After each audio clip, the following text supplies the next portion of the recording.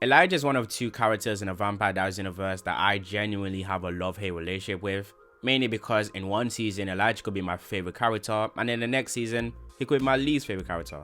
But when Elijah is at a high, he's one of the best characters in the entire verse, but I still believe that Elijah is tragically misused, mainly because he almost always plays a secondary role to almost all of the main storylines, and there are actually great storylines that could have had Elijah being the main person in that storyline, but they chose to go with somebody else. But I'll talk about the highs and lows of Elijah's character later on. But first, we need to start from the very beginning, as in his backstory and the reason why he became what he became, as in his motivations.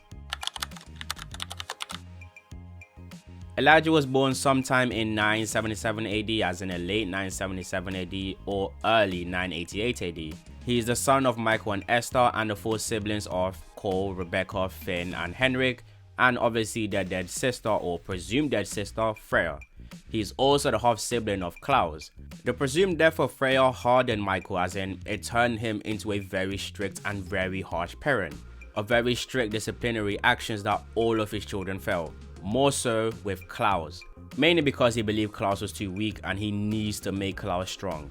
But unbeknownst to him, that was actually not Klaus's fault, that was mostly Esther's doing, but he had no idea about that. He just assumed Klaus was weak and he needs to make him strong. However, his methods were really cruel, to the point of violently beating Klaus even in front of his other children.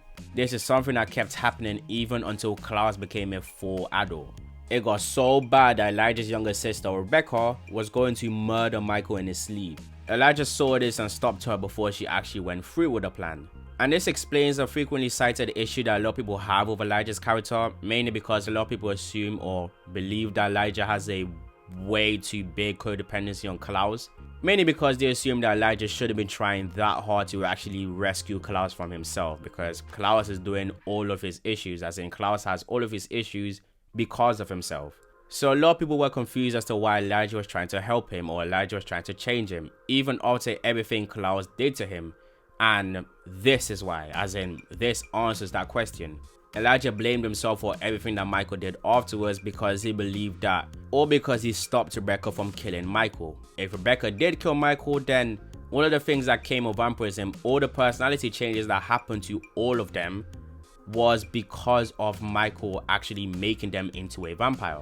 Klaus wasn't always like that. The reason why he became that was because of vampirism and because Michael was actually chasing him. Two things that could have been stopped by Elijah. And Elijah believed he failed Klaus the most, hence why he's so fixated on Klaus and actually trying to fix him or trying to help him. No matter if Klaus told him that he shouldn't blame himself for that, Elijah still does. He believes that it's his fault. It's his duty and responsibility to actually help Klaus because he didn't do that back in the past. He needs to do that for the rest of Klaus's life. But anyways, later on, Elijah's youngest sibling Henrik died, and then Michael basically convinced Esther to turn their children into immortals. The aim was to make them like Silas but stronger and faster, but the spell didn't go as planned. It turned them into more of monsters than what Silas actually was. With vampirism comes insatiable hunger, a hunger that was felt way worse for Klaus, mainly because Klaus is a werewolf and werewolves have a bit of an anger problem. A bit is putting it mildly, but they can't control their anger. And then when he paired it up with an insatiable hunger, makes him a very awful vampire, because he will be a lot more violent than any of his siblings, which culminated with him making his first kill. And then due to the werewolf curse, it triggered his werewolf genes, turning him into the first and at the time only hybrid in history. Due to this perceived abomination, Michael forced Esther to actually bound Klaus's werewolf side, basically making him into a regular vampire and seal away his werewolf side. And then Elijah failed Klaus for the second time. Klaus was the result of an indiscretion our mother had hidden from us all. An affair with a werewolf like yourself. Infuriated by this betrayal, my father forced our mother to cast a spell that would suppress Klaus's werewolf side, denying him any connection with his true self. Elijah! Elijah! Hold him down! Brother!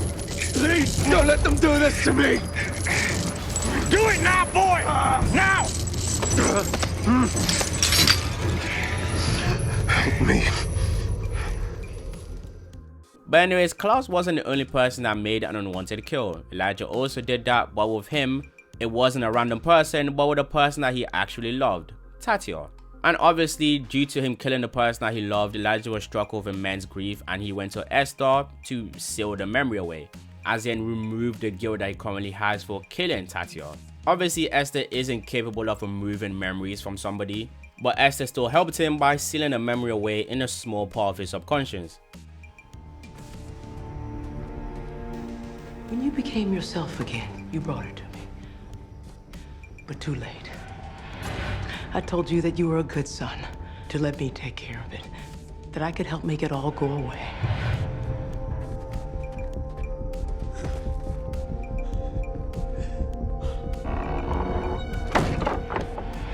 And then I said to you, you will not suffer from this memory or be tormented from the guilt of your misdeed. What goes behind that door shall stay there and be forgotten. I told you to clean yourself up, that if you were clean, no one would know what you are or what you've done.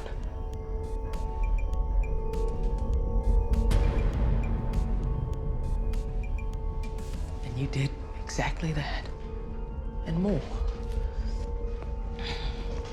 You created a place in your mind to put your victims.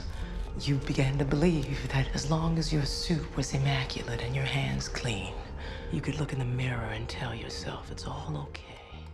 The blood of the dead Tatia was actually what was used for the hybrid curse. And obviously, due to Esther's role in placing the hybrid curse on Klaus, Klaus very rightly so felt betrayed by his mother and he killed her, in anger of course. And then he went to his siblings and told them that Michael was the one that actually did it and they need to run because when Michael returns, he's probably going to kill all of them. So they ran away and ended up in southern France.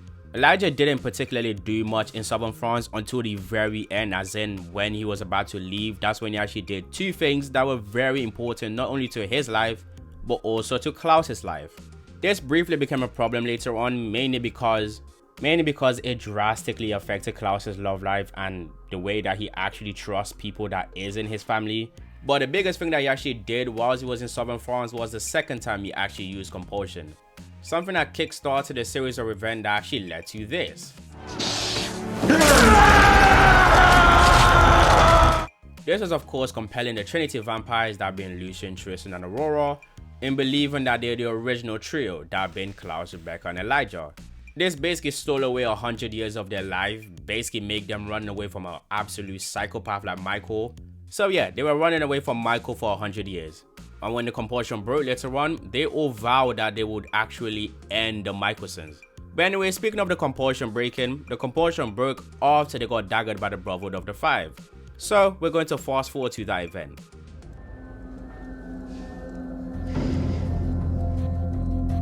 What happened? Ask him.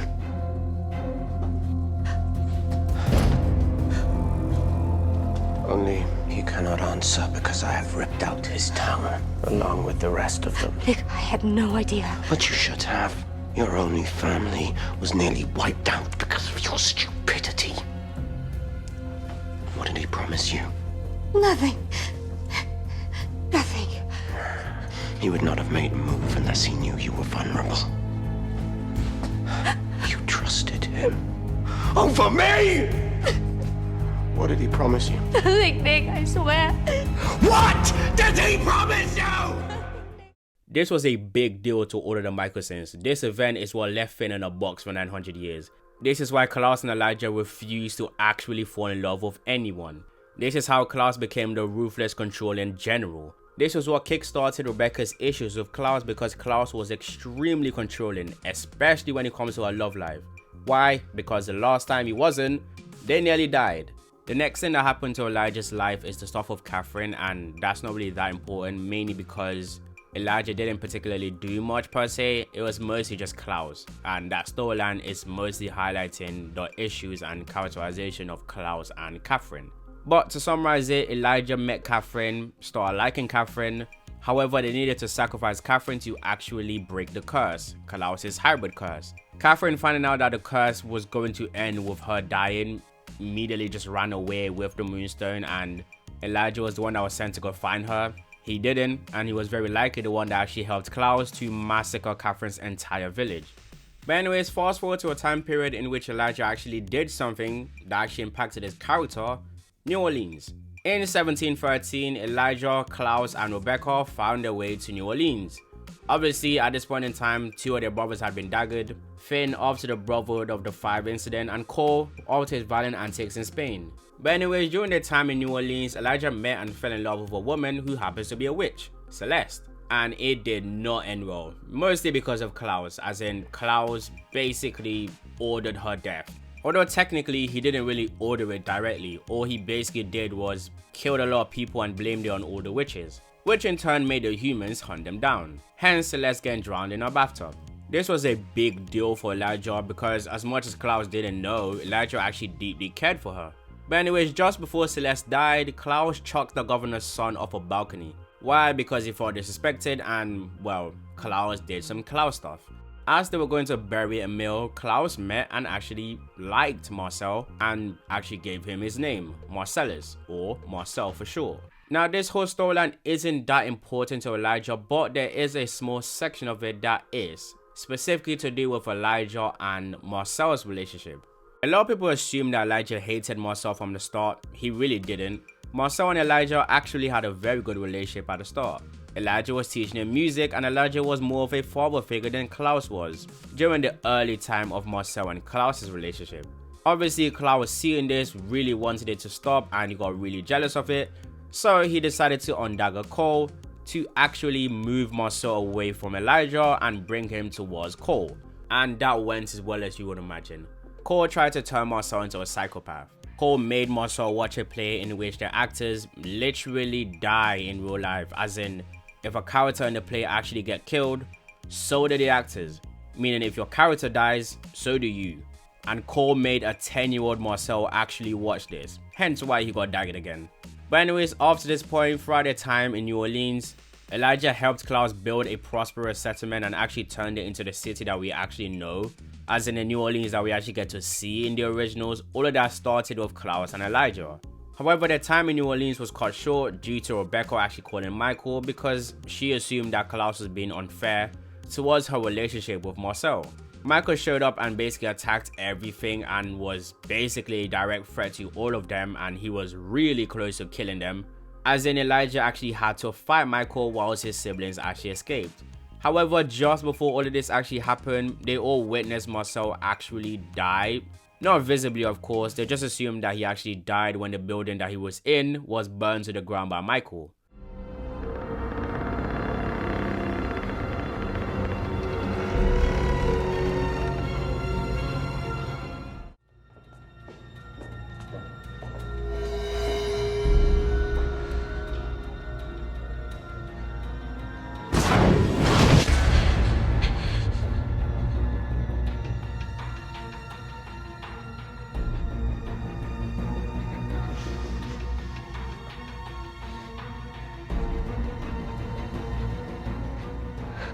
Human. I've waited so long for this day, Elijah. Truly, very sorry. Oh, no, your apology is not necessary. Yes. Yes, it is. You trusted me with Katerina, and I failed you. Well, yes, you are the guilty one. Rose aided you because she was loyal to you. That I honor. Where was your loyalty? I beg your forgiveness. So granted.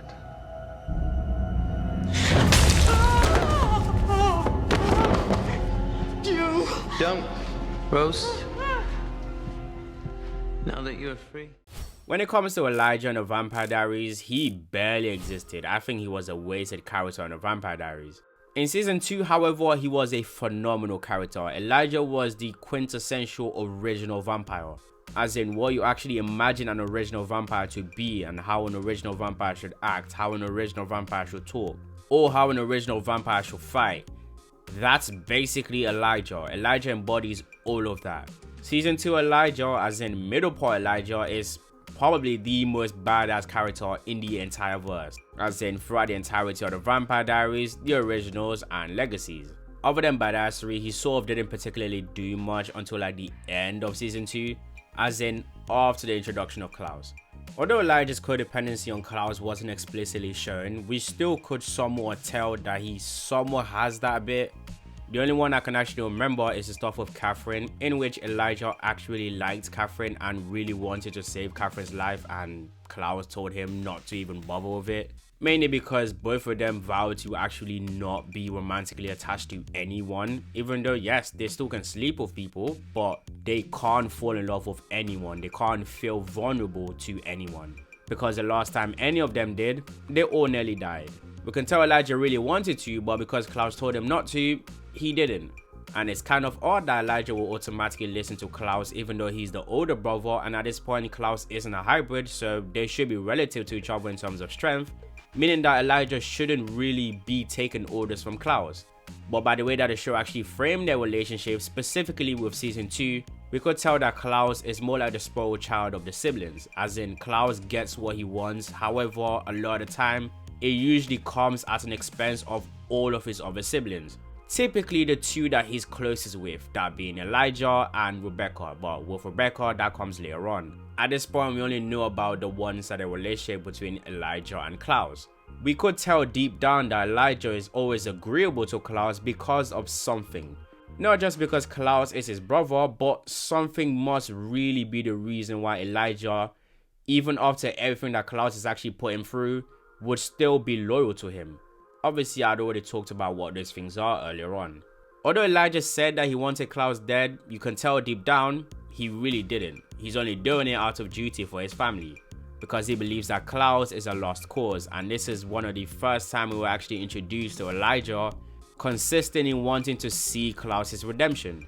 But anyways, this culminated in Elijah actually getting daggered by Klaus after being tricked by him, in which Elijah basically had Klaus at the palm of his hand, as in he orchestrated everything to the point in which Klaus could have been easily killed, because they had a really powerful witch in Bonnie, and they were able to trick Klaus to put him in a point of disadvantage when he was breaking the hybrid curse and when he was actually turning. That's when Bonnie attacked him. Bonnie, due to the sheer amount of power that she actually had, was literally during negating Klaus, to the point in which she actually brought him basically close to death, and obviously Elijah being there to give the final blow to actually avoid Bonnie dying in the process. Elijah was doing all of this because he assumed that Klaus daggered all of his siblings and then just dumped them in the ocean, but in actuality Klaus still had all of them, and he told Elijah that he would take him to them if he spared his life. And obviously Elijah didn't know that this was one of Klaus's tricks. Although yes, he wasn't lying, he still didn't forget the fact that Elijah actually tried to kill him, so he had him daggered. And then after this point, from like the end of season 2 to the start of the originals, Elijah did nothing. I am not exaggerating. Elijah basically was a non-existent character in the Vampire Diaries, which is a shame because he's a very compelling character. Other than his plotline with his mother, he didn't really do much, so we're gonna go straight to the originals. If you don't kill him, I will. He's mine. This won't take long. Gentlemen, shall we?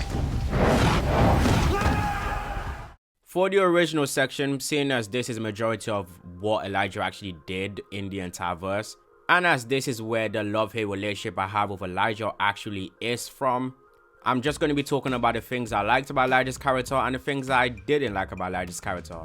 Meaning I wouldn't be going season by season because certain things I did like happens to be in multiple seasons, and the things that I don't like also happens to be in multiple seasons. It isn't one season exclusive. I'll go for the things that I liked about his character first. The Red Door storyline has its pros and cons, and its pros shaped everything about Elijah's character, as in the way Elijah talks, why exactly he loves to wear suits all the time, why does he always like to be clean, why does he fight that way. Once we actually discover that everything about him is all fake and is all up front, as in it's a complete facade, and that isn't the Elijah that everyone gets to see. Everyone else that isn't a Mikaelson just gets to see a lie, as in the Elijah that everyone sees is basically a lie, a made up lie by Elijah himself, because Elijah wants everyone to believe he's a good person. He is not.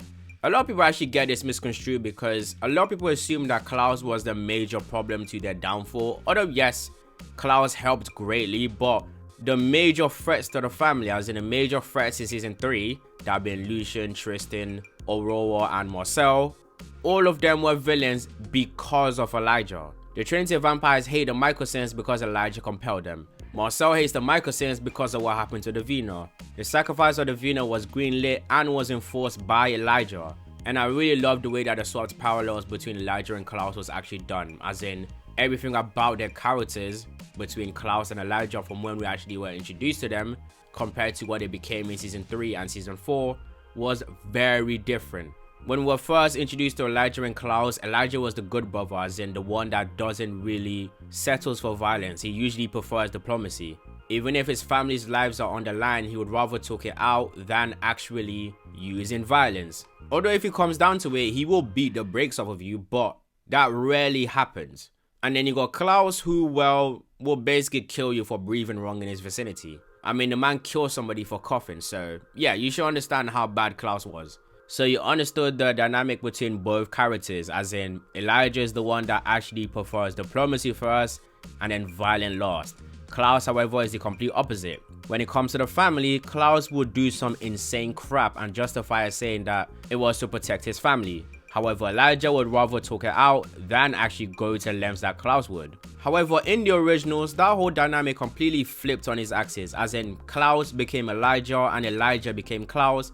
And the reason why this actually happened is because the moment that Klaus actually became a little bit more emotionally intelligent and became a lot less violent and actually think before he actually does something, just in case it might create new enemies, this means that somebody in the family has to fit Klaus's role, as in they have to perform Klaus's duty. Klaus, being a horrific madman, was extremely successful for his family because nobody would dare test them, because they know that Klaus would not hesitate to kill them in the worst way possible. Meaning that if Klaus is no longer in that role, everyone would test the family. Meaning that somebody has to take that role in order for the family to survive. And that person actually did that was Elijah, and also partly Freya. So when you notice after Elijah's red door facade was cracked, and from season 3 onwards, especially season 3 and season 4, Elijah started acting more like Klaus and Klaus started acting more like Elijah. Elijah would do some insane crap and justify it by saying it's for the family. For example, Klaus told them not to sacrifice Davina because of what it would actually do to Kol and Marcel, and Elijah was the one that actually gave them the green light to the plan. As in, Freya said we have no choice, and Elijah said fine, as long as it's for the family. Also, by the way, Elijah also sacrificed children. That's just how bad Elijah actually got later on. Because again, somebody has to fill the role that Klaus actually stepped away from. So yeah, don't get me wrong, overall Elijah was a fantastic character. However, there were still a few problems I actually had with Elijah, and they are very, very annoying problems. And all of it stems from one thing, which is that Elijah is tragically misused in the originals. There are so many missed opportunities for Elijah. Like, I could turn this video into a whole 1 hour long video. Probably even more. That's how much there is. And all of it stems from the fact that they refuse to make Elijah into a centerpiece character. And it's hilarious because they have a gold mine of an actor in front of them. I don't even need to go in detail as to why exactly Daniel Gillies is just that good in the role of Elijah, because you really should know if you actually watch the originals. He's really talented. And Elijah is a very much complex character. He's a deep character. Like, throughout the entirety of the originals, I can only think of 2 major storylines that Elijah had in the entire show, which are the Red Door storyline and the Red Door storyline part 2, aka when he actually removed the memory of his family away. That's it. Those are the only 2 major storylines that I can actually remember that actually had a major impact to the show that was Elijah led, as in Elijah wasn't a supporting character in that storyline. Every other storyline in the show isn't Elijah led. He's just a supporting character in that storyline. And the worst thing about it is that out of the 2 storylines I just mentioned, only one of them was good, which is the first Red Door storyline. The one in season 5 was awful. I hated that storyline. But the biggest missed opportunity in the entire show, especially for Elijah's character, is the fact that season 4 wasn't Elijah led.